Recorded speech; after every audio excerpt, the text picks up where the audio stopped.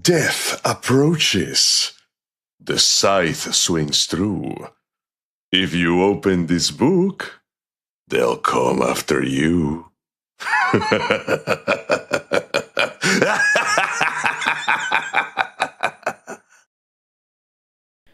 I just want it to be like the Crusader Corps.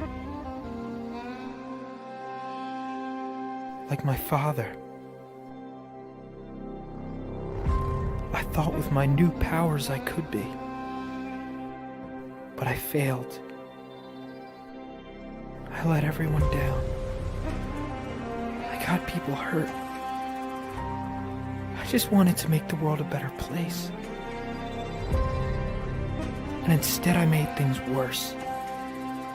But now I have the chance to make things right with the help of one of the Crusader Corps. The Phoenix Senshi. And I will. I have to. Whatever it takes. I will find that spark again.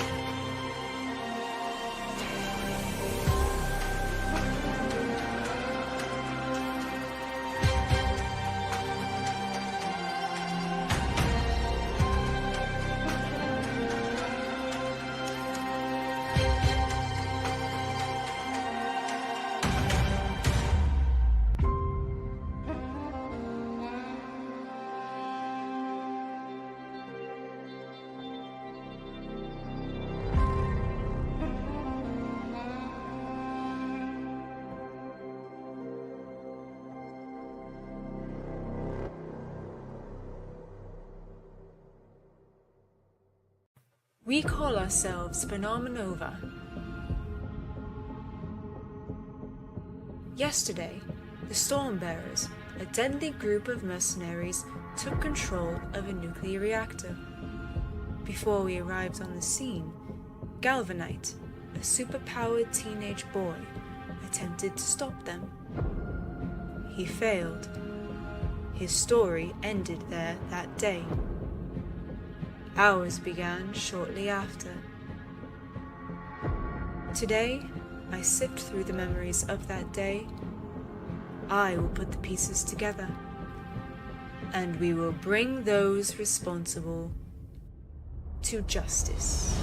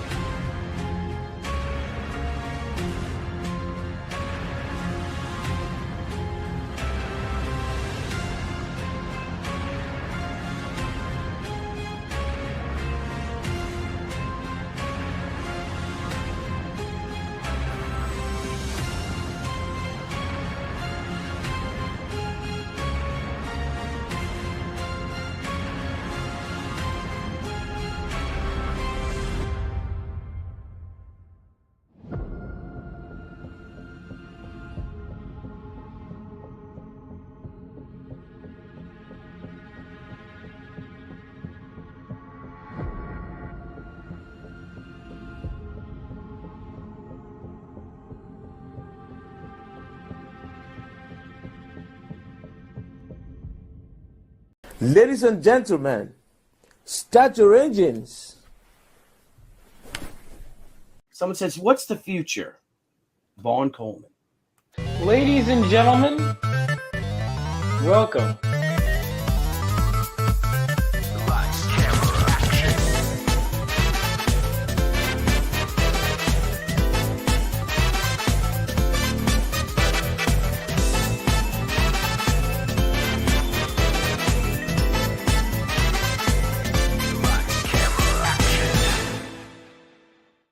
What's going on, ladies and gentlemen? We are here. What are we here for? Well, that's kind of, I think, part of That's what why we're we're here, at talking least in about. part, right?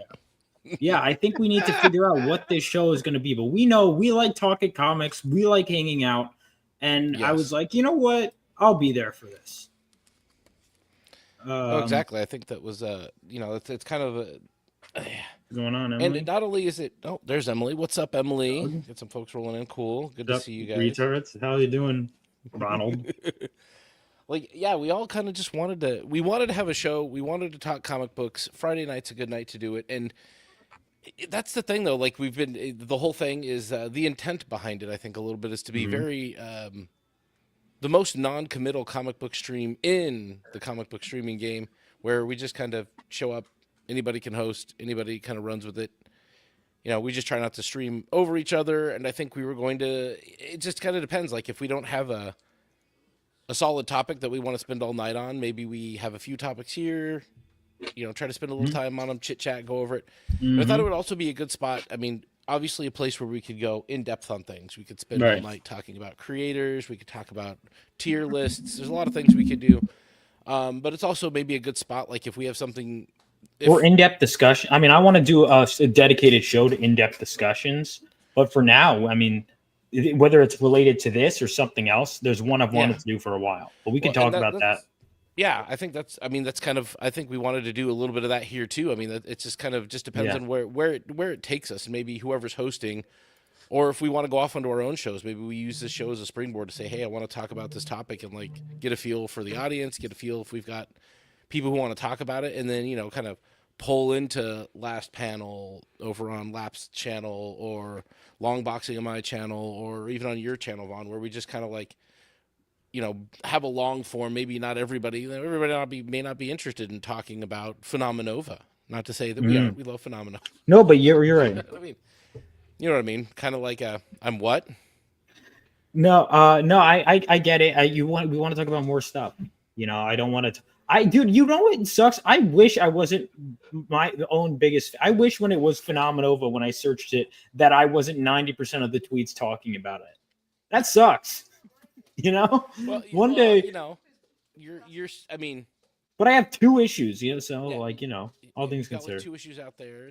You're about as bootstrap as it gets, man. It's kind of you and the. I mean, you have a wealth of connections most people don't have. Yeah, I work for it. Yeah, everything else, but you still work a 9 to 5, like the rest of us. So it's hard to be not quite 9 to 5, but I'm working on getting one. Yeah, but I'm working on getting it. But yeah, exactly. No, doing cons has been fun. It's been a lot of work. I learned that some cons are just not good, and some are, and it's trying to figure out which ones are good, because there are ones where I'll be there. I know my sales game is good, but when there's 3 people at the con, it's kind of hard to like. There was one show I was at where I was. I'm not trying to knock it because the people were nice, but they like gave me a free table. I'm like, oh hell yeah, I show up, and I think but here's the problem though. I think like half my customers were other vendors that were bored because no one else was there.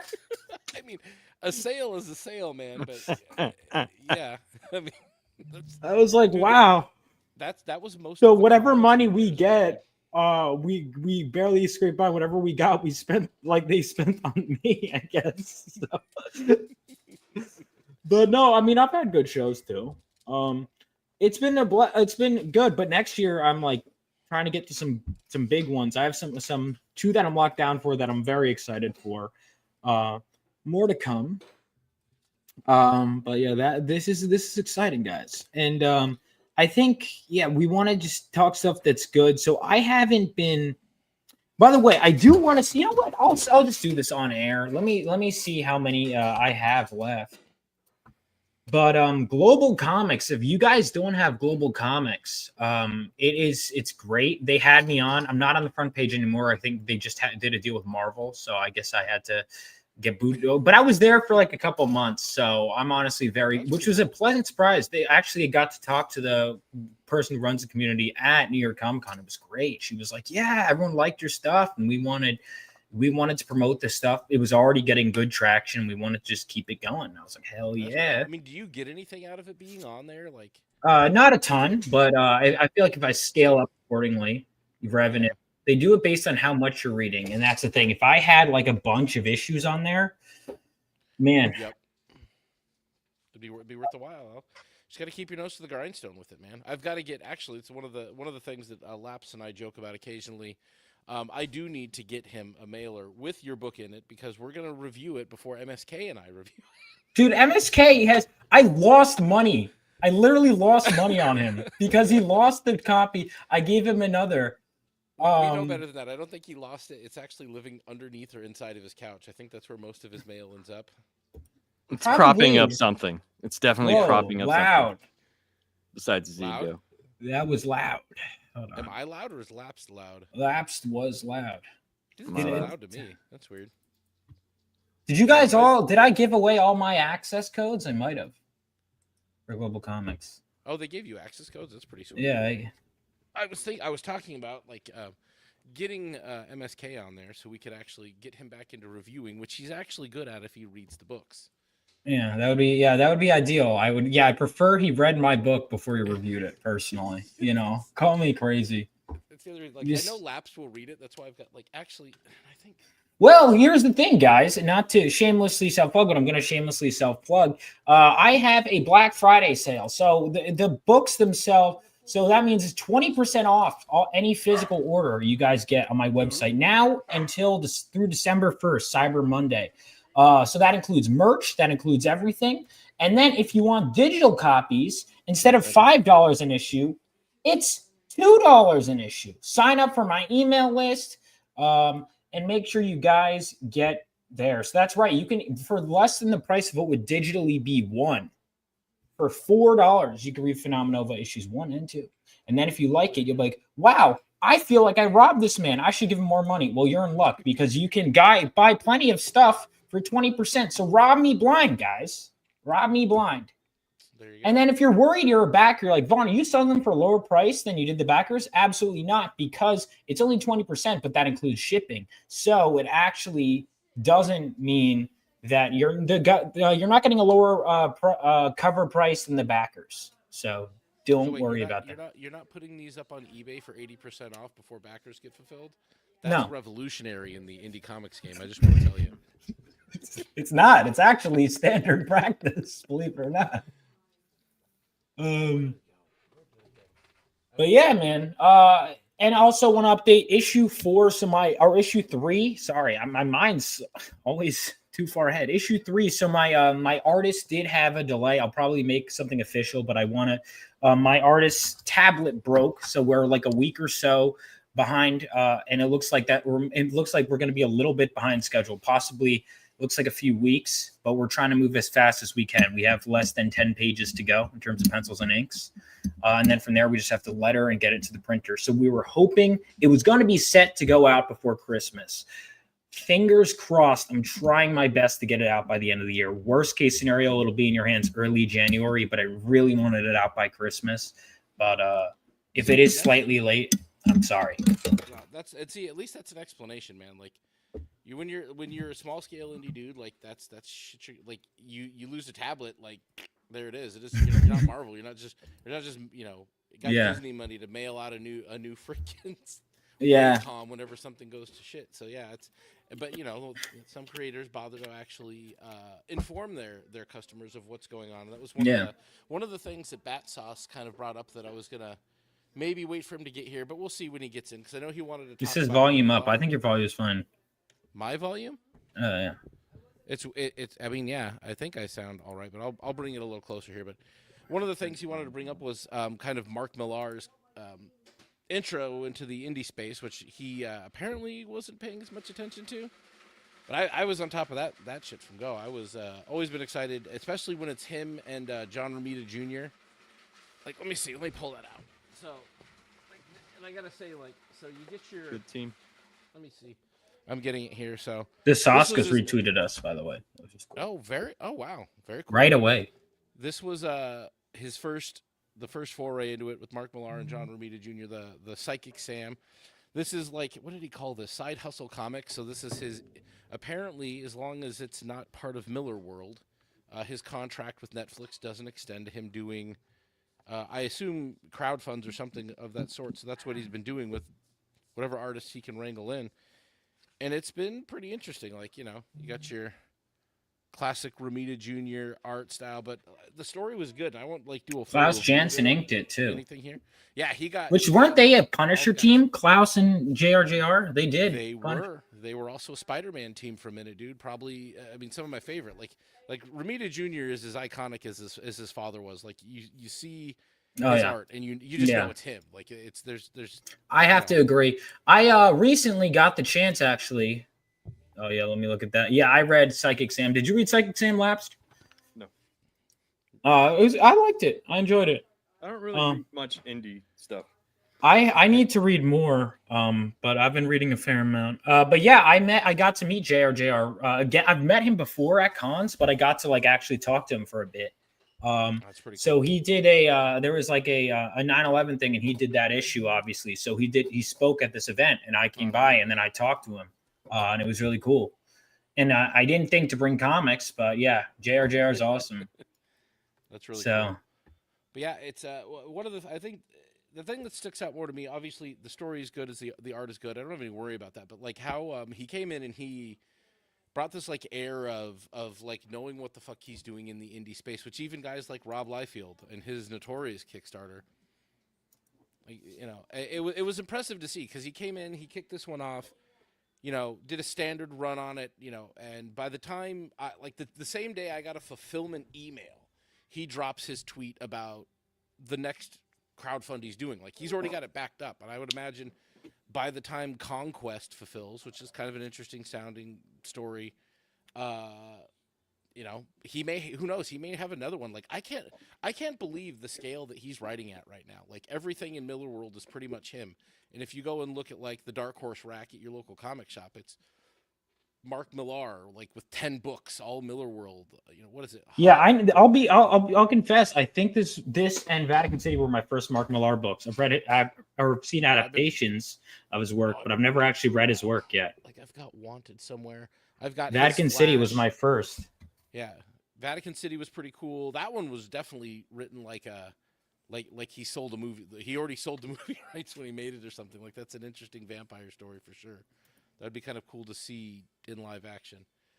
But I'm impressed at the scale the guy writes at right now, and to see him kind of coming into the indie space and doing something really cool. He's putting out magazine editions along with it. It's interesting to see, and it's nice to see this contrast of a big creator, formerly of the big two of the spandex verse, who cut his teeth there, got all of his everything else there, and he kind of he steps into the indie space, and he's carrying that same kind of professional with him. If it's a Kickstarter, if it's anything else, he's still operating at that level, even though it's really kind of just him. I mean, it's him. He has Netflix money and everything else, mind you, but that's because he worked out. Okay. I think that's another thing too, and I guess it's kind of a great thing with the indie. It's different between indie and mainstream, I guess, that professionals. It's one of the things you have to learn. Is because you go to the professional and it's you do the work, you get a paycheck, right? It's a guarantee. I'm not saying it's easy, but it is you're under contract. I'm learning bits and pieces. I'm going to have to do the reverse of what a lot of professionals are doing. Or, if I ever do mainstream work, or I've done work for hire, I'm doing some work for hire now, you do the work, you get paid, right? And you enter the indie scene, and it's not that black and white. If you're running your own company, it means you have to take the risk. It means you get more rewards. What it means you have to take the risk. I'm in the risk phase. Everything I do is a risk, I'm oh, this is guaranteed money. No, I've done stuff that's lost me some money, and I learn those lessons and I move forward. And that's just it's the fact of the matter. Ladies and gentlemen, we have. Here comes the money. Here we go. How you doing? Hey, what's up? What's up, guys? It is bat sauce. I thought it might be black sauce. Am I too loud? You're a little gainy for sure. All right, I'll figure I'll turn it down. We All right. were actually on your topic. We decided to talk about it while you weren't here. What Mark Millar coming in? No, that's fine. It's just suggestions. A lot of gain. Yeah, I think. Give me a sec. Give me a sec. Why are you holding your mic exactly? Because I usually get that it's too quiet. Brandon, am I good like this? I think you're Am I good like this? Yeah. All right, cool. All right, yeah. I mean, okay, and that's fine. They talked about Mark Millar because I am not caught up on any of his stuff. It's just it's newsworthy, right? So this show that we're proposing, we just want to do a hangout with comics, and we're going to be talking about comic news generally, and that can include multiple mediums as well, so movies as well, whatever. But not like there's any comic book movies out, anyways. Yeah, I know. And that in of itself might be a little topic. Like, are we about to enter the longest span without a comic book based movie dropping? I hope so. In a minute. Dude, I haven't been picking up. Like even before, it's like even before we got to the time period where we had like Marvel Cinematic Universe. Like I don't even think we've had a dry spell like this. Yeah, it's been. I mean, it makes sense to see, but yeah, I mean that was unless there is one comic book movie that I've at least been paying attention to the news. I know that Nick Weiser had Mark Millar on the other day, and he's trying to goad him about where's it at? There it is. About the movie based on King of Spies, which it's already like we know it's a movie. It was going to be a TV show. Now it's a movie. It seems, though yet unannounced, that Pierce Brosnan is set to play the King of Spies. And I won't spoil the book for anybody or anything, but I will just say the premise of the book is a very old spy, a British gentleman-like spy from the era of James Bond, realizes he's got basically 6 months to live. Cancer's going to take him out, and the world's gone to shit. He's an old man. All of these scumbags that he did business with, he's like, you know what? Fuck it, I'm going to kill them all. Kind of an interesting premise. I'm like, this is I'm here for seeing where this goes, and I'm. Yeah, I think he's a lot of people who don't like Mark Millar will say that he's he's a brilliant concept guy. Now I've only read 2 of his stories. So we'll have to. I've had King's Kick-Ass the comic for a while. I just haven't read it. Read it? No. No, you should read Kick-Ass. Kick-Ass was good. Kick-Ass was. It inspired a movie for a reason. That really, I think that was maybe his first or biggest foray into kind of having his own thing, getting away from the big two, and it did so damn well right away. That's why he is who he is today, is because it's kind of springboarded him. That's kind of what people say about him in general, though, with his comics. It's kind of a complaint that I've heard is that his comics are kind of just movie pitches. And, yes. Even Vatican City was kind of a movie pitch, but like at the same. That one takes away from the quality. It just makes it so it's kind of a self-contained story. That one already had a Netflix deal when it was. Well, it's because before it came out. So everything he does in Miller World, Netflix bought all of it. It's owned by Netflix. His universe is Netflix owned. The stuff he writes is Netflix basically gets first option on it. Is kind of the deal he has with Netflix for that stuff. Now, like Psychic Sam and the crowdfunding stuff that he does, there's no Netflix branding on this. There's no Netflix notification on it. It's just his. So I think his deal with Netflix doesn't extend to crowd funds. That's why he made a whole other. He called it Side Hustle Comics. So I guess that's his brand for his crowd funds. Yeah, you gotta turn up your volume a little bit. Yeah, still quiet. Let me get some. You got a lot of gain, like there's, and then I've got tons of gain. My dogs are just barking. Yeah. Hold on. Yeah. There we go. But yeah, I mean the reason I think he's so worth talking about is because he's actually producing. He's producing stuff that people are reading. I mean, I guess the only other person that's producing right now that people are reading is DC. So we can kind of slide a little bit into the Absolute Universe discussion right now, and not completely get out of Mark Millar, but yeah. So I kind of wanted to talk about Absolute because it's a comic universe right now that's everyone's talking about. It's the only thing that's being produced that's good. Laps, I know that you're pretty heavily invested in the Absolute universe. I haven't read anything up. Yeah, me neither. I've read a little bit. I've read the Batman and the Superman up to about a year's worth of them, and I kind of fall into Laps's category here. But I'll let you talk first, dude. This is our alternate universe guy. I mean, I don't think it's the only thing that's good, but it is the thing that people were talking about. And I think it's, for me personally, Like, I'm not as opposed to alternate universes as most people, just because, like, I mean, I've been doing this for like 40 years. So when you have 90 years of continuity, there's really not much you can do different. And if you were to do this in regular continuity, people would be so angry. So I understand why they go this route, but I also understand when it gets oversaturated. I think the thing that they did that was smart with this, I'm actually very surprised with, is that they're taking their time, which is mind-blowing in today's world. The fact that they're actually taking their time with it, because I thought as soon as it started, I was like, okay, 6 issues, we're gonna get this giant crossover, and it's gonna do whatever it normally does. But the fact that it's going on a year and they haven't, crossed over yet, it's pretty big. And that is interesting. Yeah. The main books are the main books are good. Like the Absolute Batman. Say what you want about the art, and Nick Dragotta. I mean, everybody already hates him for America Chavez. So. Oh, he did. Yeah. Oh man. Oh yeah. Oh, yeah. Like he. A lot of people liked his Fantastic Four stuff, but he was one of the guys that was in the ground floor of America Chavez back in 2011. So it was like, fuck you, dude. Well, was it his creation, or was he just the artist? I think he was. I think he gets co-creator. You'd have to look it up.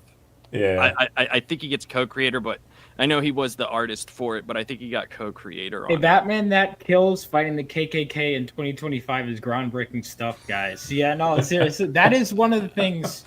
I mean, that was the especially annual. Given recent. All right, well, annuals. Okay, I mean, you got Nightcrawler's origin story in an annual. Right, but I haven't read Absolute Batman, by the way. None of the stuff that was in the annuals had literally anything to do. Like, ask yourself this: you have a world that's created by Darkseid, right? That's what it was? That's what the Absolute Universe is. Why would he create racists? He hates everybody. Like, it doesn't even make sense. The whole premise falls on the ground. It makes absolutely what do you zero mean sense. create race? Isn't just like generally people hate each other for any reason? Not like race isn't a specific. Yeah, everyone. Like I can buy the world it. is created in hate. That's why I don't think there would be a general population that's like, we got to co-opt this. I hate you, boy. So Like, this is the DC Gnostic universe, is what I'm taking from it. Kind of, yeah. Yeah, it's like, what if Darkseid was the Beyonder or some shit? And he creates a whole universe from his energy. So it's going to be kind of like a big giant pile of shitty people. And I think that I can agree with Laps on this one in the annual. Like, it didn't. You're too quiet, man. It didn't really seem to have anything to do with anything. And I think it was kind of in the same vein of like the Transformer that wanted to have all of the cops and Hero themselves in that one issue of what the hell was it, Red Hood, the one that got canceled. Like, it's the same, like written before a time in DC where they realized, like, we should maybe take a step back and reevaluate, especially because we're going to be bought by the Saudis in a year. And I'm surprised they let it fly. It seems kind of annoying. In all honesty, I think it brings a lot of negative attention to, like, the rest of the story in Absolute that I've read up to, I think I'm at issue 10.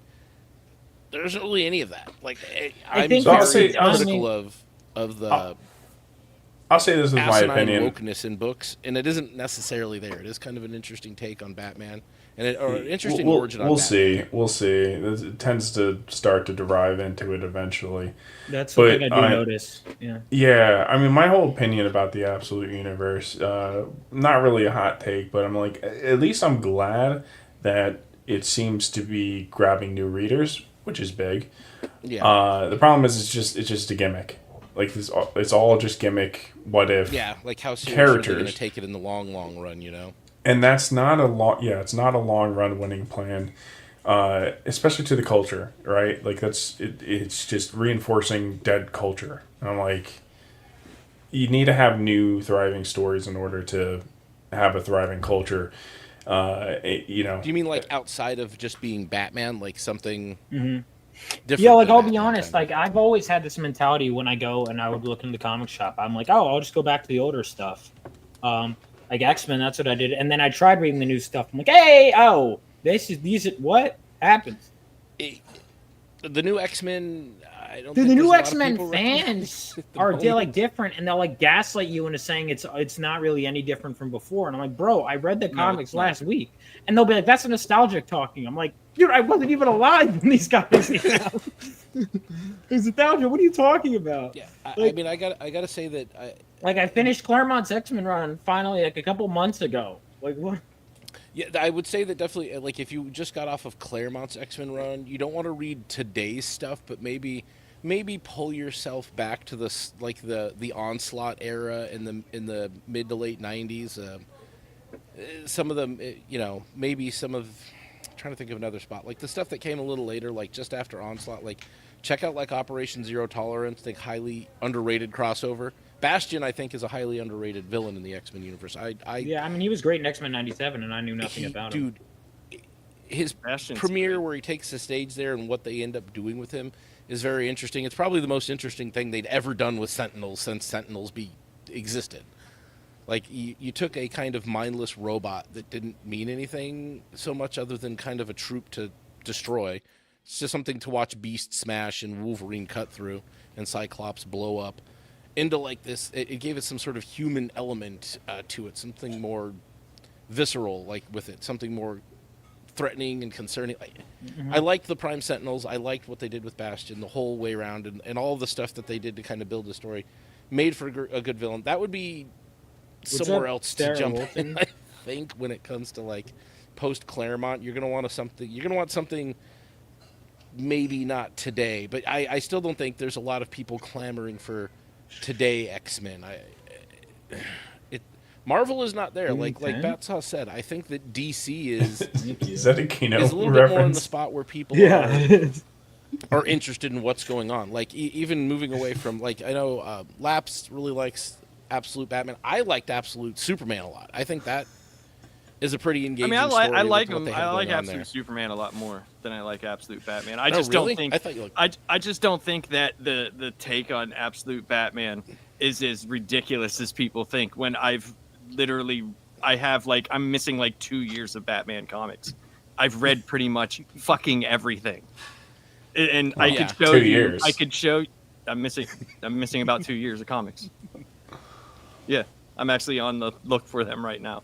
Yeah, it sounds like the Dude, most I gotta vital go 2 back years, to- actually. So Yeah. What's that? I said it sounds like the most vital 2 Yeah, years. I'm fucking around. 1986.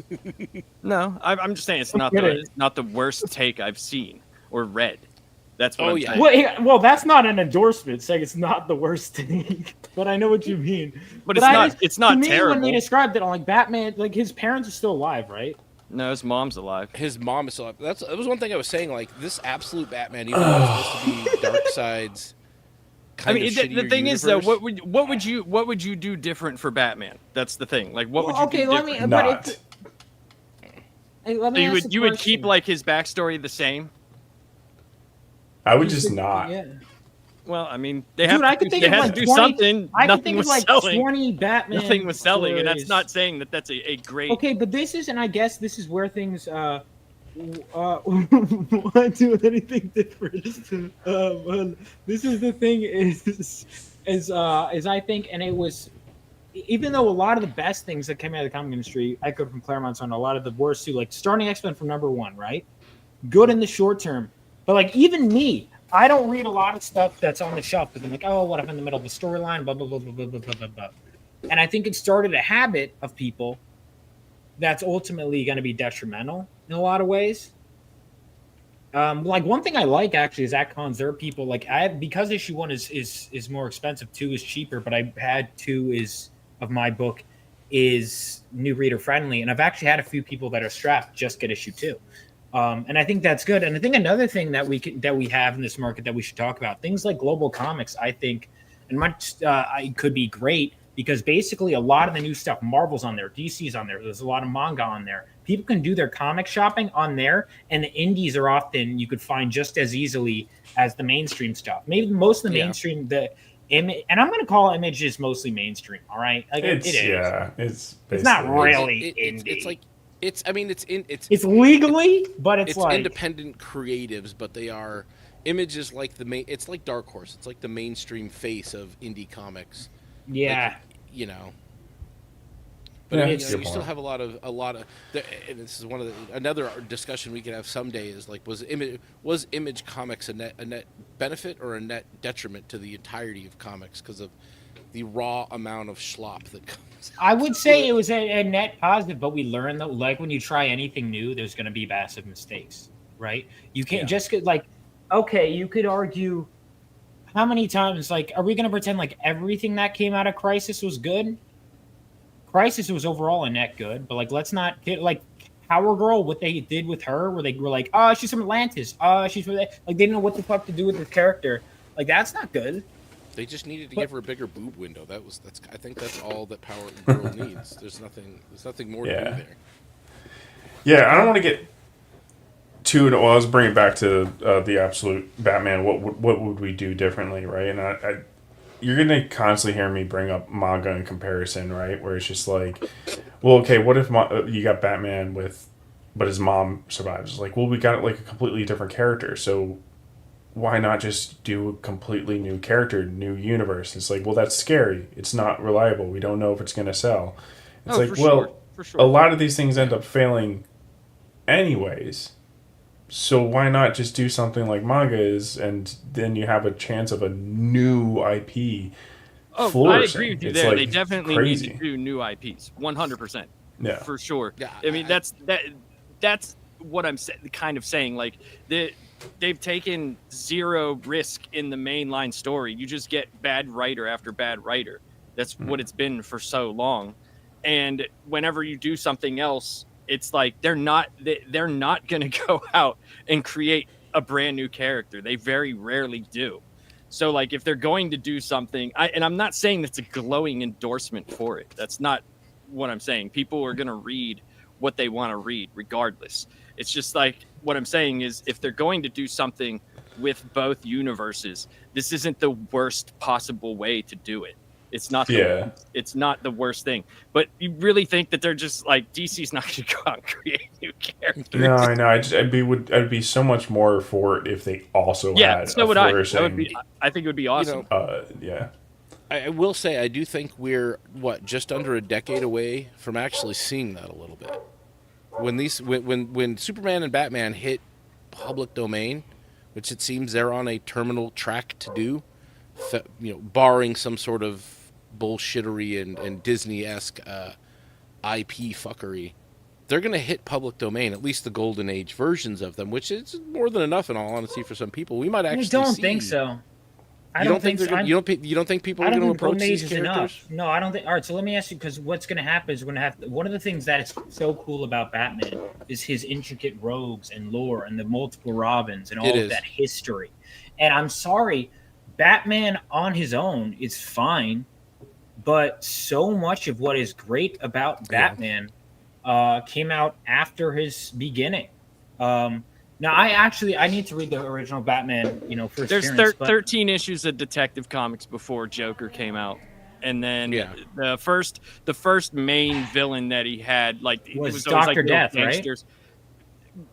Well, it was Hugo Strange. I thought Dr. Death predated Hugo Strange. Well, he was the monk first.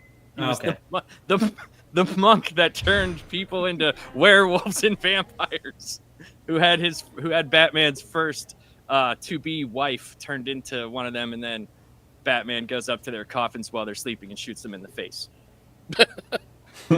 Damn, I need a reprint of that issue. That sounds badass. Golden Age Batman is not the same character, totally different. I think a lot of shouldn't exist.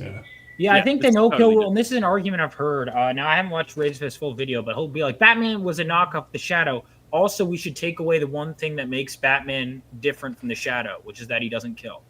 I'm like, all right, that's to me. Well, a lot of don't like a lot of what Razorfist says, but I'm in total agreement about the no-kill rule being retarded. Yeah, it's integral to the character, whether you agree with it or not. Well, no, it's more about thinking about the no-kill rule is just stupid to put in, like, the philosophy, like, he has to, like, as a character, deal with, like, no, I can't kill. It's like, no. Just don't have him kill in the story. Don't have the character actually too much. I think it's too much struggle with it. Well, it's because I it's think like his the reasoning no. for it is stupid. Like, if I do it once, I will become this psychotic, crazy killer. It's like, Well, yeah, because it's like, well, he can kill in Well, self the defense. thing He'll be is, you fine. say that, but the fans will be like, "Aha! He killed this one Okay, guy, so kind just- of in 1938. Therefore, he can shoot people in the face." And I'm like, But "That's they not act like fucking- it's impossible to write a story where he just doesn't kill anyone. I in agree. It, They make too and much never of it. mentions the fact that he has a policy on not killing. Like you just never mention that. What it is to me is they it's a bunch. I used to do this when I was little, and then I remember when I have people in my house, they want to go, how far can I push the boundary? Instead of just saying, hey, Batman doesn't kill, it's, well, why not? Well, did it this time? And it'll be like a 1938, or it'll be like something that's not even canon. Or like the examples they point to are like so minute, and I'm like, across hundreds of appearances, you can scrape through a lot of Well, that. I'm just taking taking an educated guess. I'm assuming the rule came up because they wanted it to be more appealing to younger kids and not have to worry about parents getting upset. So they're just like, hey, Batman doesn't kill, and it wasn't supposed to be like Spider-Man something too, I that he remember. philosophically struggles with. Yeah, I mean that would be something more. And one thing I think it does is it removes the stakes immediately from a story. Like could Batman be pushed to kill? Like if you've got this in place editorially, it kind of removes that from that. Like he's never going to go to that length. Like the Joker he could catch the Joker in the middle of graping Batgirl or something and murdering a frickin' Robin at the same time, and it's like. He's just gonna, there's scenarios, and I think one of the other things, if you think about it really, is if you think it all the way through to the end of the logical and moral conclusions, at what point is Batman responsible for the people Joker kills? Right. Where does the line or the number of times you've tried to put him through therapy and send him to Arkham and all the fucked up shit he even does while he's in Arkham. Like, at what point is it evident that a soul is lost and there is no? Well, that's why it just gets so convoluted and stupid. Yeah. I'm just like, I don't care. Well, and then you get edgy Zack Snyder being like, "Ooh, what if they do it as Batman that does kill? Like, I'm gonna push boundaries," and it's just like, no, it just stop, just. Stop, please. And I don't know. It's so annoying that it's become a talking point every time he's in a movie. It's annoying. I would rather watch Batman struggle with different issues than the no-kill rule. Like the villains. Yeah. Like it's really not a huge. And I think there are some. I think because I go on and I'm like, well, what if I wanted to create new characters? And you look at, because I don't want to just be that old person who's like, everything new is bad. But I'll be honest in saying I kind of stopped reading a lot of mainstream stuff, and I don't know when to get in. And I often wait for number one, and maybe I shouldn't, or I say I'll get in the trade, and often I should really just pick stuff up. Like I picked up a few Green Lantern issues, and I did like them. I think, and I haven't read all of Jeff Johns' stuff yet, but I liked what I read. And some of the newer characters, I'm like Simon Baz. I'm like, oh, I actually like this guy. I think one of the things is telling engaging stories is good in terms of getting new readers. I think the problem with like the Absolute universe is people are like, oh, this is amazing. And I don't see it as anything other than, and I've never read it for the record, but just from the concept as a flash. I really don't. Yeah. I think you cut out. What'd you say? I don't see it as much else than a flash in the pan. Flash in the pan, yeah. That's what I said. I think because of the way the Ultimate Universe turned out for Marvel. Now here's a flip side of it.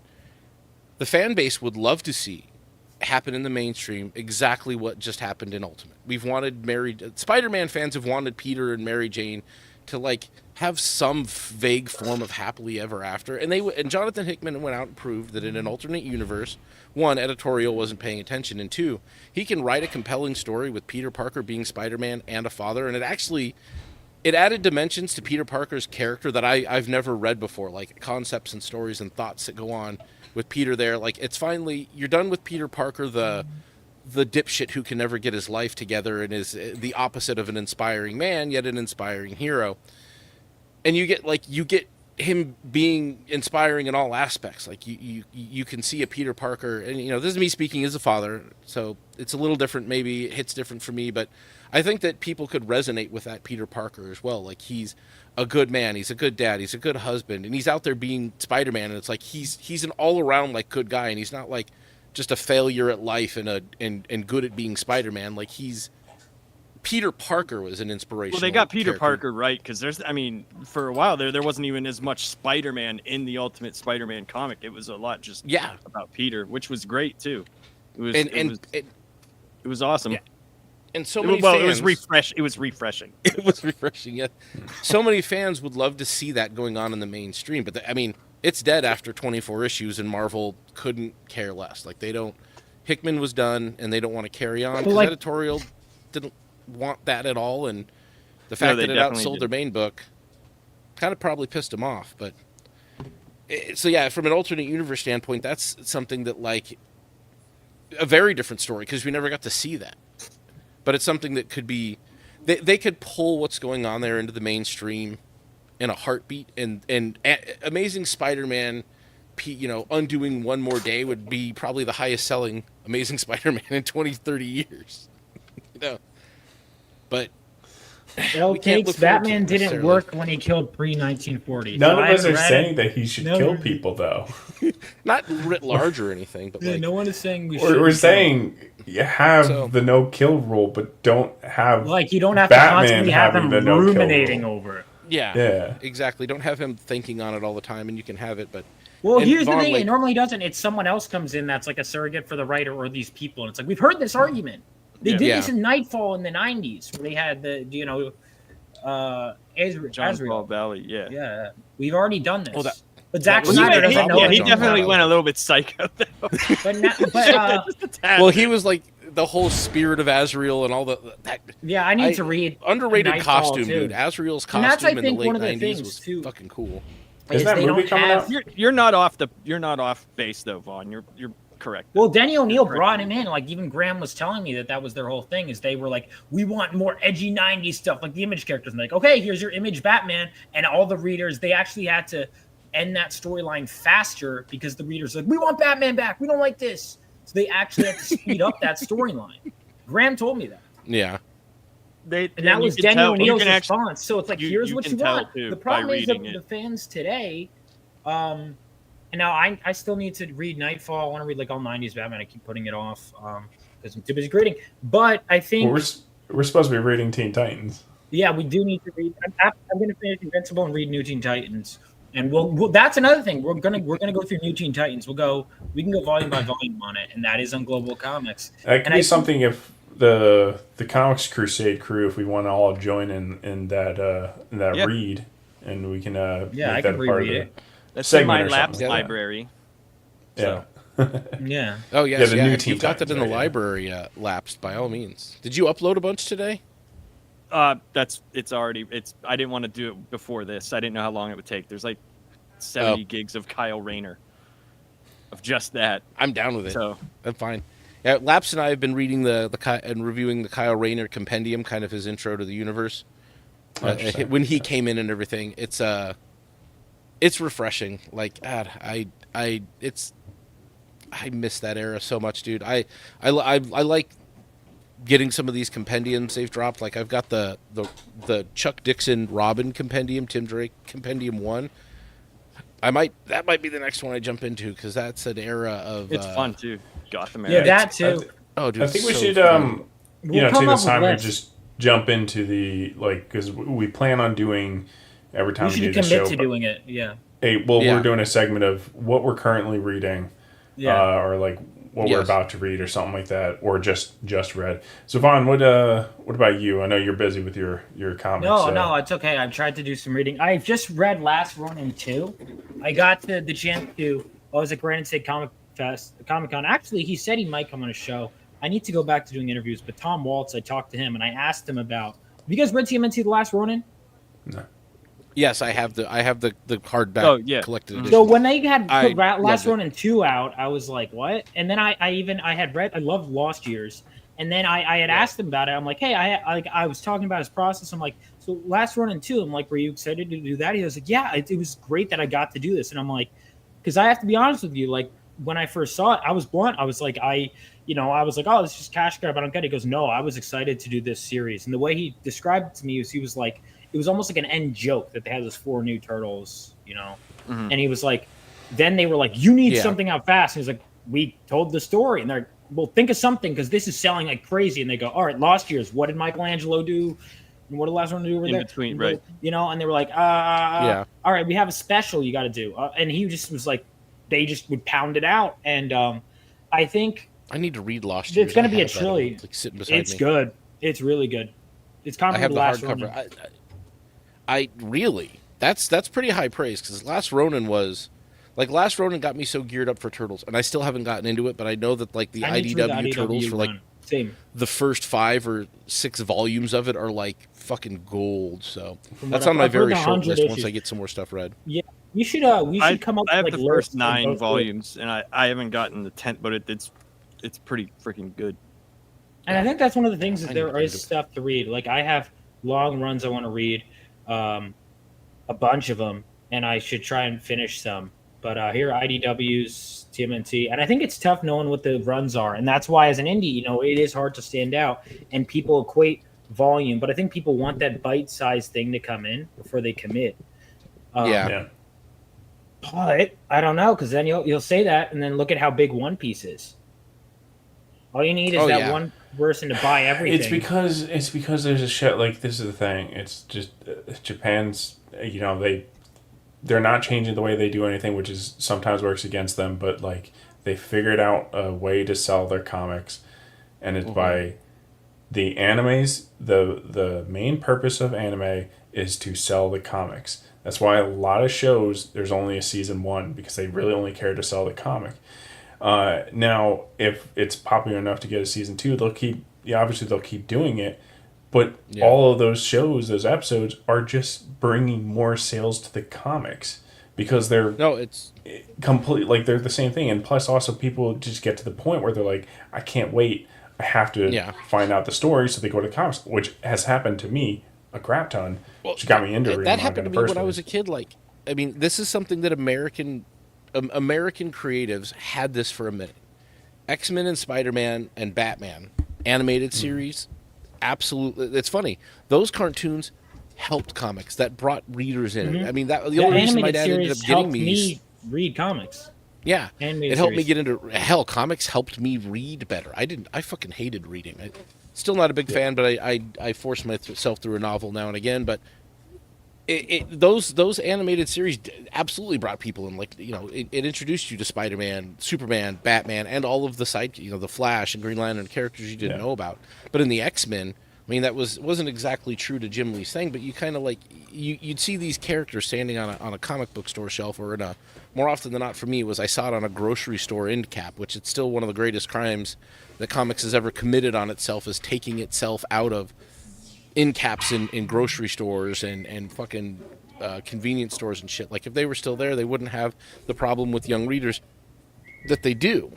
And not even it's not even just, well, it is young readers, but in the way that it is for young readers. Like young readers don't see Superman and Spider-Man. Young readers, if they go into a comic book shop with dad, they're like, oh, Sonic the Hedgehog, and they're over there getting Sonic.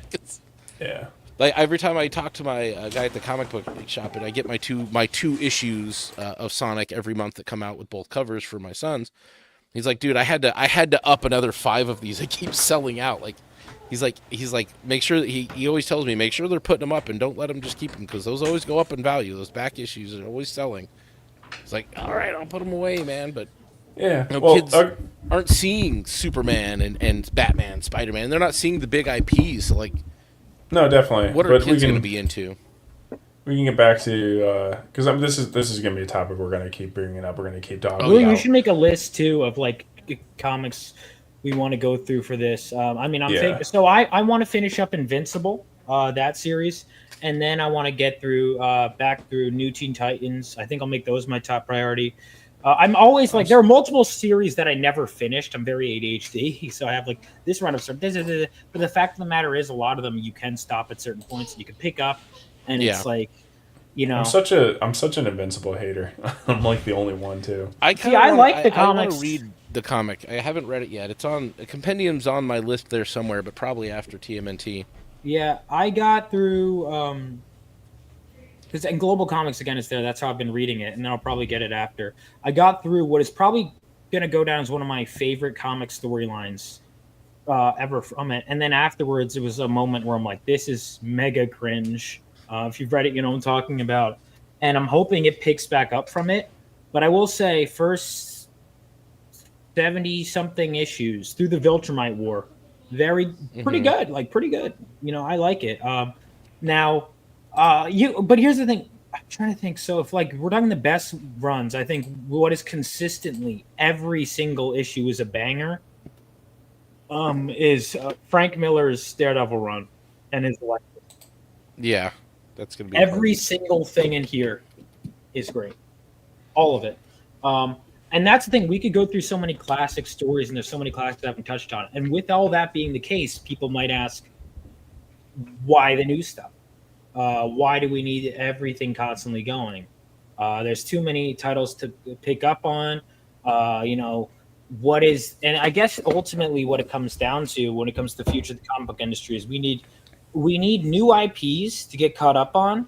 And I think the problem is most people only consume new. Like, you think that's true? Because when yes, I it's first got into 100% comics, true. when I first got into comics, I was reading older stuff. Oh, yeah, but it's not everyone. I mean, well, you got to look at it this way. I mean, it's at a point where it's really bad because like part of what was keeping the MCU going is that like people just showing up to the theaters because they wanted to be a part of that moment. They didn't care about anything about it. They cared about being a part of the moment. Obviously, that's not everyone going, but there's just people that want new and they only care about new. And no matter how much you preach at them about like, well, there's all this other good stuff that you could read, doesn't matter. Like, you know, Plato exists for philosophy, but not everyone's going to go back and read it. They're going to watch YouTube videos of people talking about Plato because it's new and up to date. For how many people I know that were like when I was told I need to write something Lovecraftian for a friend, I decided instead of, if I was younger, maybe I would have watched videos on it, but I'm like, I'm going to read a lot of his stuff. And then when there was a top 10 list, I'd read it, or whether it's audiobooks. I also have the physical books. My collection is back there, you know, and it was like, I think, and then I meet so many people like now that I'm into it that I'll be like, oh, nice Cthulhu. They go, oh, I don't actually read any of it. I just think it looks cool.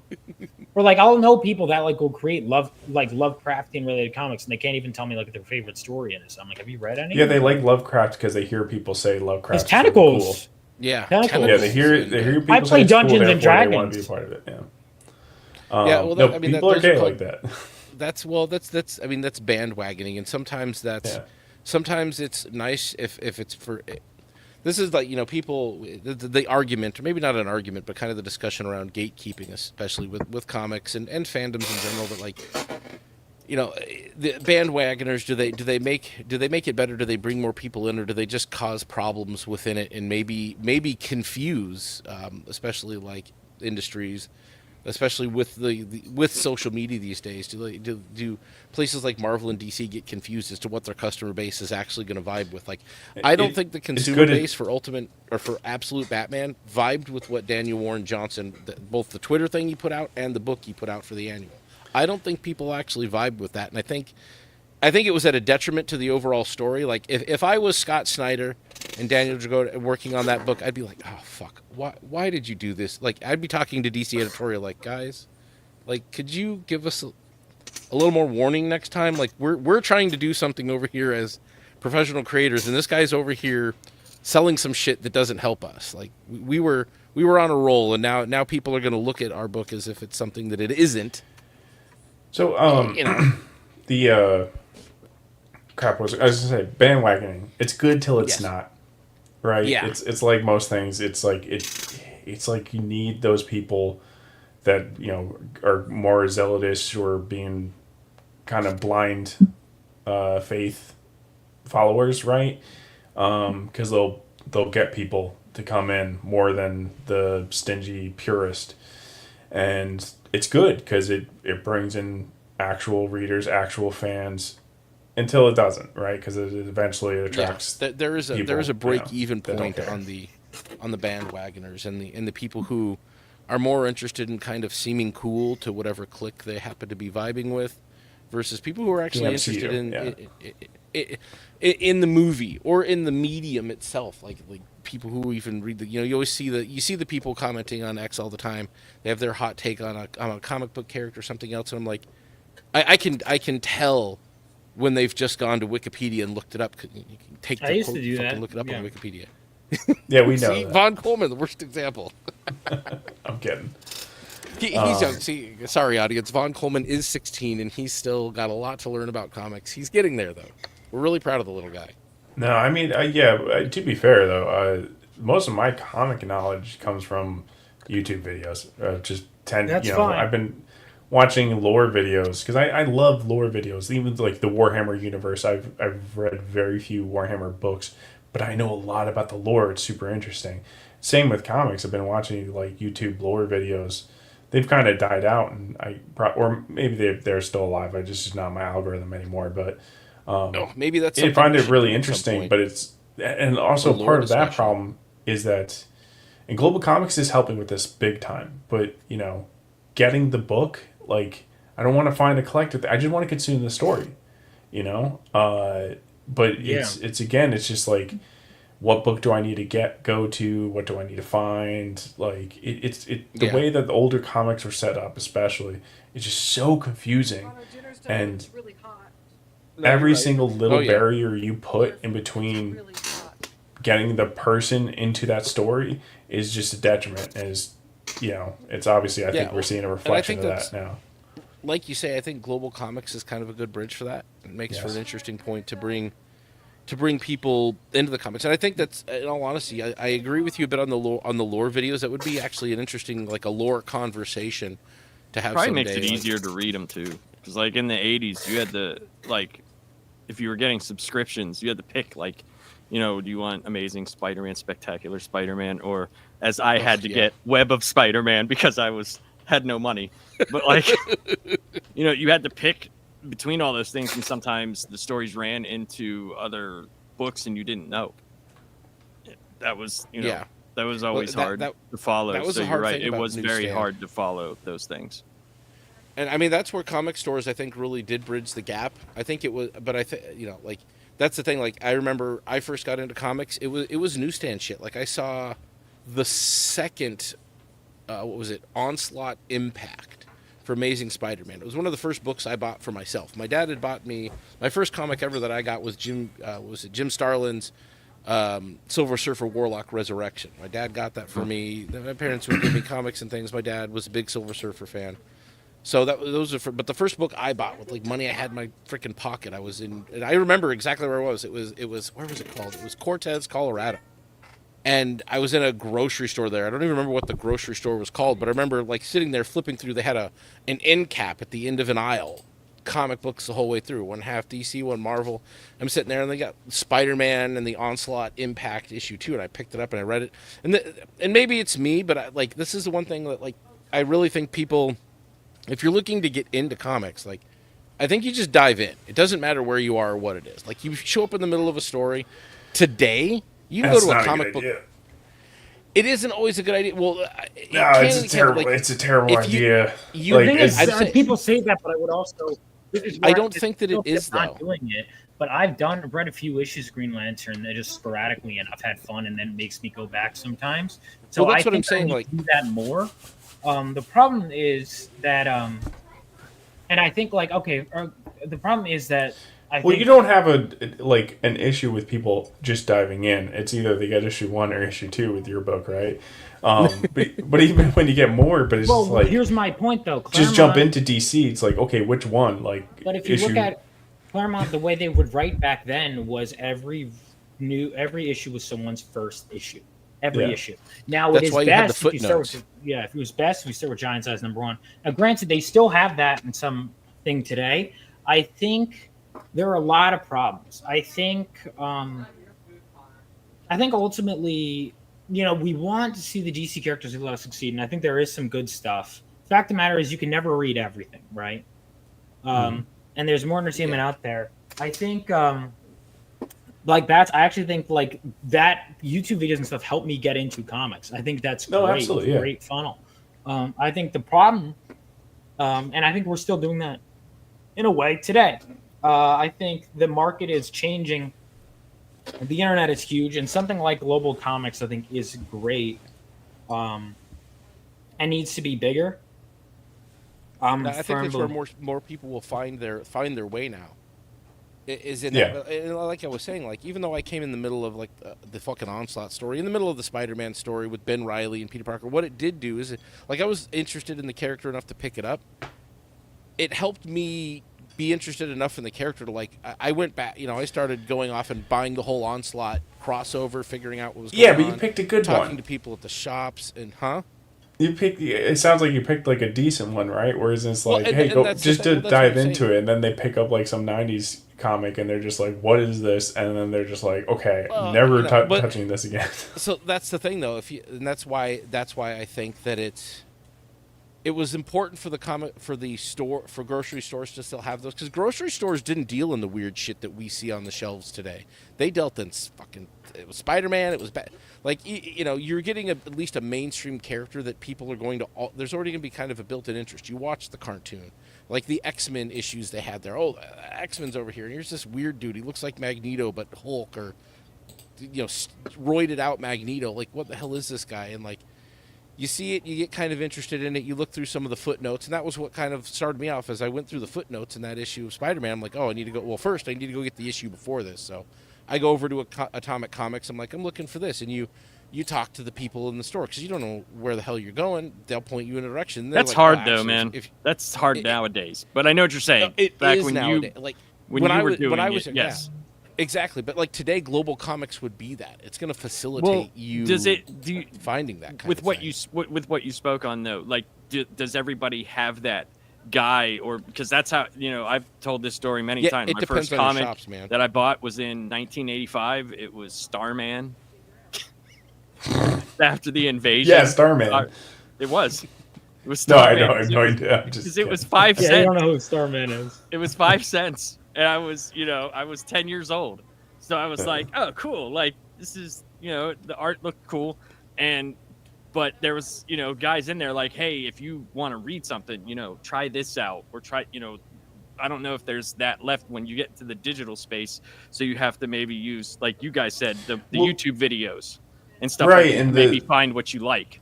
Well, that could work really great too, because then they just need a subscription to one platform. Right, exactly. And they got a huge library. Whereas, like, because obviously I had comics before, like when I was young, but not many, because my mom was always trying to tell her what to buy me. Good luck. I didn't know. So, but like when the YouTube videos they suggest one, it's like, okay, I'll go look it up, and then it's just like, all right, $10 for like 20 pages. I'm like, yeah, I don't have the money to invest into a full arc, That's and like the tough part, yeah. And so it's just like, it's different for the indie world, where it's just like you're expected to pay for. I forgot what it's a different type of market, but like when you're Marvel and DC and you have a library of thousands of comics and stories, you can't afford to have your customers paying like $10 for such a short piece. And that's where, like, they charge you $5 an issue, man. It is considerably less affordable. Like, the inflation on comics over the years, like, it's moved it out of being something that like was not necessarily difficult for a kid to get into. Because I got into it when I got into it, they were $1 or less, 75 cents to $1. That was like, you could find 3/4 in the couch. It might have been more, because when I first started in 1986, when I first new comics were $1.25. That's how much they were. Like a new Marvel. They stayed that way for a long time though too. And I remember whenever they moved up a little bit, because I wasn't getting like the better comics at that point in time, because I just didn't have the money. But it just depends on, like, I agree with you. Like, that makes perfect sense, because you can't expect people today to expound that amount of money for one, not knowing what they're getting, but Yeah. also two, not getting the full story. Where you talk about going on Global Comics, you can go through there for a set price and read whatever you want if it's on there. So like the indie market is I think it's called boutique market, right? Boutique, so it's just right. So Yeah. DC and Marvel are not that, and they're like selling their books like as if they're boutique items, but it's like, no, dude, you're the mass market. Like, well, even then, and this is the tough thing I have to struggle with is like even charging $5 for 2 issues, that's $10 catch up, and that's why right now, like I'm experimenting, but I'm also with this. It's right now it's $2 per digital just for this month. You know, I probably won't be able to keep it for now, but I mean, God, I mean, I would love to just. People want investment. They want to get lost in something, and I think there's so many things to get lost in, past, present, you name it. And I think, well, like I said, you're the indie world's the boutique market. Like nobody's making no 100,000 subscribed channels making a lore video on Phenomenova. Yeah, No. right. So it's just like they're doing that for Marvel and DC. So it's and to be honest, there's not enough material to get that kind of material where you could do that. Yeah, you gotta have a rich volume. history. Vaughn will be lapsed age by the time he's got. Yeah. Oh, shut up! You with my age thing, just Jesus Christ! I'm sorry. What do you want? I can't help when my parents. You know, I'll be honest. Like I'm throwing this idea around. I've considered going majority digital for a bit, although I do have offers to get into stores and stuff. I'm thinking about my possible options, but digital. Like you need to you like I said with the boutique market. I don't think that it's going 100% digital is a path. But I don't think 100%, but I'm talking like new releases, like because here's the thing: let me ask you a question. When you read a new chapter of a manga you like, how do you read it? Well, I don't pay for manga. It's just, I mean, I have a Crunchyroll subscription, so if I'm reading manga, I'm gonna go. I can tell you this over there, Vaughn. If you have like for me personally, if you have something that I want to read, I will always buy physical. But that's just me. What if it's $10 an issue? Please don't get into money. I don't want to explain this. Yeah, I don't care. Okay, well, no, that's good. That's no, good. Me personally, I don't care. So here's what I would. But that's not everybody. That's not everybody, though. But like saying people like me, it doesn't matter. Like I don't care what something costs, as long as I like it. You'll get fans like that, but I think it's just you need to entice people to get the physical. But what is going to be different besides having the physical book than the digital? It's like you had to do a little bit extra, but yeah, I don't know. Let's we got way off topic with the what we were reading. I think we were. We can go back to that, but we definitely got into what we were reading a bit there. It's Laps. What are you and why are you reading right now? Out of the new stuff, I'm reading the Absolute books. I'm working on. I'm missing, like I said, I'm getting my comic book collection appraised right now, so I'll know exactly what I'm missing. Like I just got all the Claremont stuff, so that I'm very happy about that. But I'm reading Space Ghost, which I thought was fun. that's the only, I guess, indie book I guess I'm reading. I just don't know enough about the indie space. That was just never it's my really thing. It's really gay for the most part, so I don't recommend it. It's not for the most part, actually. It's just a few really loud people that won't stop. I just don't know enough about it. No, most indie people are cool. Like the only indie book that I have a buddy named Chris Stevens. He wrote a couple of books. Like one was called Once Upon a Time Machine. Did stuff with Scott Collins and a couple of other guys. I just don't know enough. Well, again, Global Comics. There's indie books on Global Comics. Well, then I might just do that. Yeah, and then that's because it's the indie crowd and the people who invest in the crowd are different type of person almost, right? Mm-hmm. And again, you can convince them to buy an indie product because that's what they do, that they're used to it. But the average person trying to convince them to invest in a story that people don't know about, completely different things. So having them available on something like lapsed of some indie Global Comics. is super beneficial for that, because you'll get people to be like, well, I have a subscription, it doesn't cost me anything, let me just taste this indie comic that's over here. Right. And that's what I probably might do, just because I haven't, you know, I'm a DC person. I always have been. I dabble a little bit in Marvel, but it's mostly older stuff with Marvel. Yeah. But I mean, I spend way too much money on comic books. Like it's ridiculous. No, I got Even when he doesn't like them. Yes. Well, I was gonna say, speaking of indie, right now I've been trying to plan a show. Me and my buddy Everly, we will review comics from time to time. Indie artist Phil Diaz, buddy of the channel. He's got Magic Cop as one of the comics he's got out, and me and Everly just finished Magic Cop 2. Really good series, so we were gonna review that. Like I really like Magic Cop 1. It's like it's the right type of humor for me. Studiante. Hey. So yeah, it's Miami Vice but with magic cops. it's fantastic. Don Johnson magic. I'm sold. Yeah. It's just ridiculous. Like the main character is the magic cop, and he has a suit jacket, but then like the sleeves of it are wizard sleeves. It's hey, there we go. That's Look at that. That's just two of the same guy. I know. Same picture. That's crazy.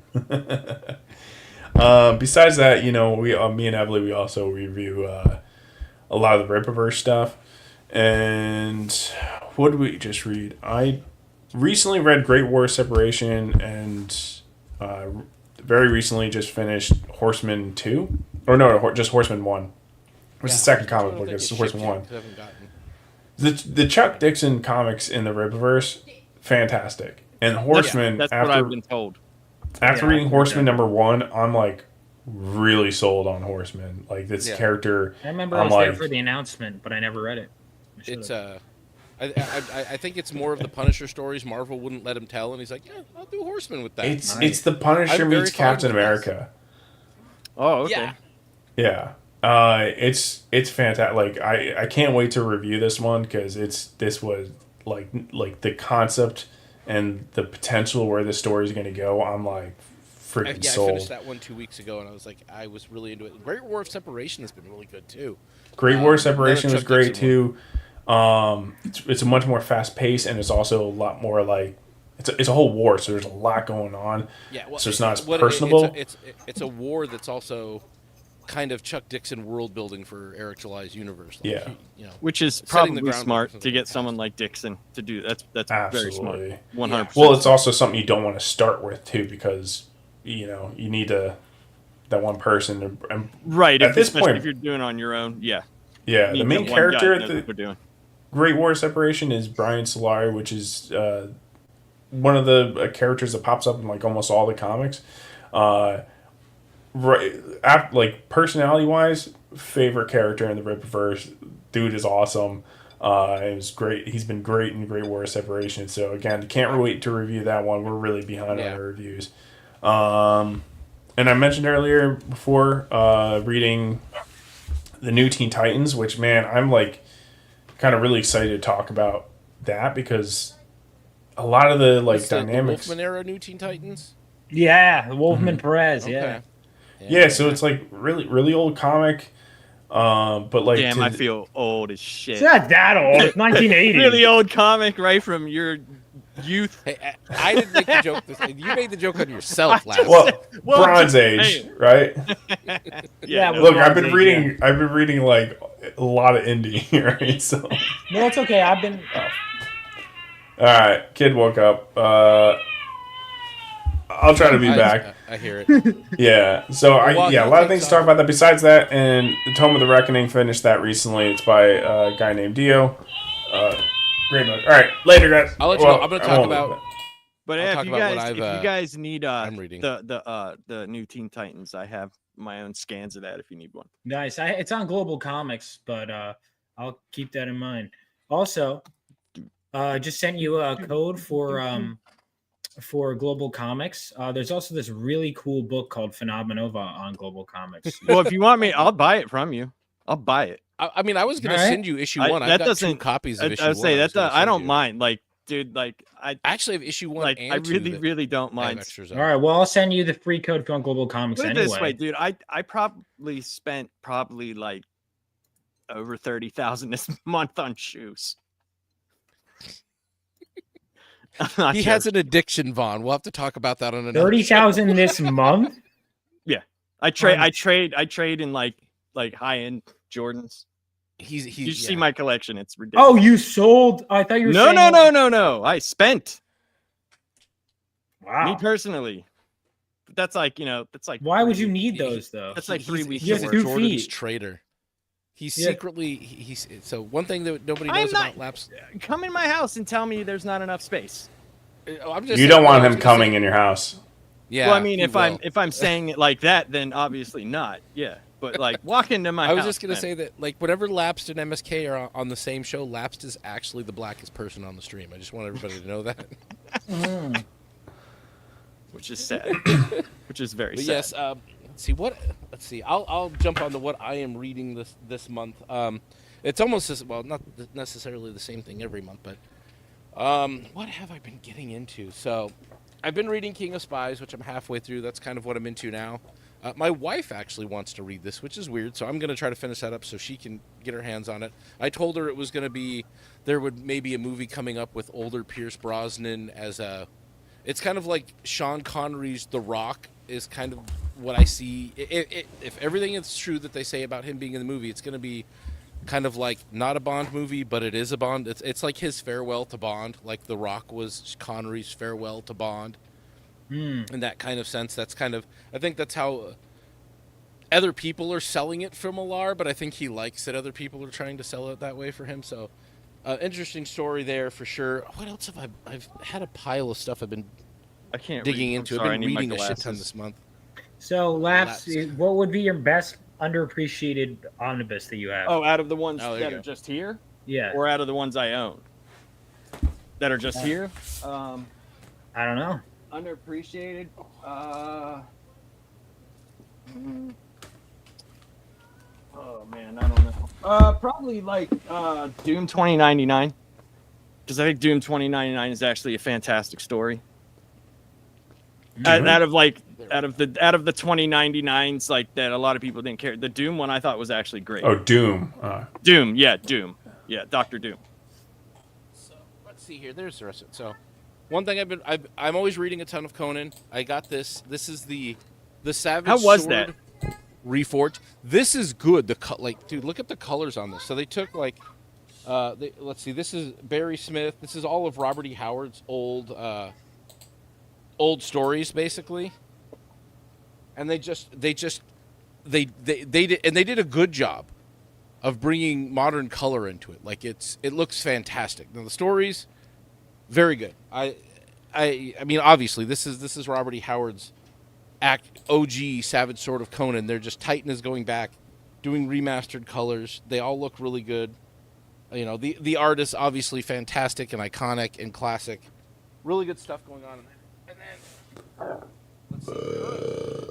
So this one, the new Savage Sword of Conan stories. This one was Sharp and Mars. Yeah, Ron Mars had a backup story in the back about a pirate, which was kind of cool. Like the anthology magazines that Titan Comics is putting out. Well worth the while. Yeah, I've heard they're good. Dude, they're real. It is very good. Everything you've showed me looks great. Yeah, I've heard that the Titan Comics Conan is great. Again, like, just so much the stuff I black and haven't white, gotten to. Like the art is awesome. The art is like this issue. They have different artists. I mean, it's an anthology, an honest anthology book. So there's just constantly like, and it's this great black and white. It's on newsprint, so it looks, it feels, it reads fantastic. Like I treat it like a real magazine. I fold it over, I'm reading it. The stories are good. It's what is that? I again? can't say, huh? What is it again? Savage Sword of Conan. Oh, okay. By Titan, like in your vein of your ultra manly wandering, barbarian type stuff that you want now. It's But yeah, like this issue, they stepped it up for the art. The art has been fantastic. I've been reading the actual just regular Conan the Barbarian title, which is their normal format size comic that they've been putting out. The last issue was the first of them doing some King Conan era, which I'm least familiar with in Conan. That was fantastic. I really hope they're going to stick with that more because I didn't read a lot of it. Another thing last thing I have to read from this week's polls, which I think they're only doing quarterly, Planet Death. This was Robert Venditti, I think, in his own indie comic kind of company that he dropped. I believe he was a writer on John Wick or something, but like this has been fantastic. That looks cool as hell too. Yeah, the art is really good. They're basically space marines or something of the sort. They're outer space soldiers sent off into space to kill aliens on their planet. Hordes of them showed up. This lone soldier's entire like giant armada that showed up basically got blown to shit, and he's stranded on a planet, trying to survive. So if you like your Warhammer kind of Space Marine stuff, it's got that kind of vibe. It's not exactly that, but like the art in it, very good. Story's interesting, fast paced, exciting. I wish he was putting it out monthly. This is the second issue. I think the first issue came out back in July. I think it's interesting enough that I'm actually interested to pick this one up here. This is the next book he's dropping under his title called Ordained. Seems interesting. Apparently he's already got movie rights sold to it, but he's a Hollywood writer, so. But interesting, nothing, and it's just, it's huge, giant men just murdering aliens everywhere. So, Xeno's bad. Ultra xenophobe, huh? Yes, in that exactly quite that in not that as vein, good. but not as intense. not the kind of in the vein of that kind of thing. So if you're into huge hulking space marine type dudes killing aliens en masse, that's the vibe I got from the first book. Lots of testosterone. Yes, it's a very not as much as the ultra xenophobe though. Sadly, no, yeah, not as much. No. Yes, it's hard to have quite that much testosterone unless you're reading Conan or something where at least once an issue he's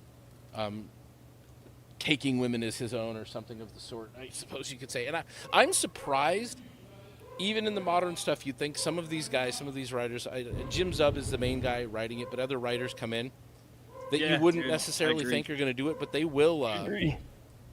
Whoa. Like, they don't hold back on the testosterone or the womanizing. And it's one thing I love about Titan Comics. Like, they're capturing Conan as he was, and they're not giving us modern Conan. Well, he's the refined savage. No, he's still pretty brutal, and he's getting drunk and grabbing women in a bar and taking them to his bed and everything else. And, like, it's classic Conan shit. I'm impressed. I've never read any Conan, and I know I need to. You absolutely should. I would go to Amazon and pick up Titan's first trade of it. I haven't even done that yet. That's another thing on the short list is the first trade from Titan. There's too much, and I just need to take time to read more. I know, dude. Conan, I think they're only 25 issues in on the Titan run. You'd be fine with it. Like, go pick up the first trade. It's like $15 on Amazon. You get a couple of the trades, you'll be caught up in no time, and they're not overly dense. You're not reading a novel.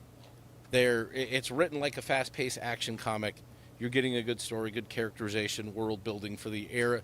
It's weird. It's every Conan story, every arc they do is pretty self-contained in his lore. Like the next time like the King Conan, he just got done dealing with the Serpent and what is it, Amun Thoth, and then they cut over to King Conan. They're like, no, they're running it like they're popping in and out of different eras of Conan or different times that he's in. So nothing is. There's nothing that you're going to be like so tied down that you can't go grab an issue and be like, okay, I've got to get like the last 2 or 3 issues. Gotcha. Then I'm where I need to be.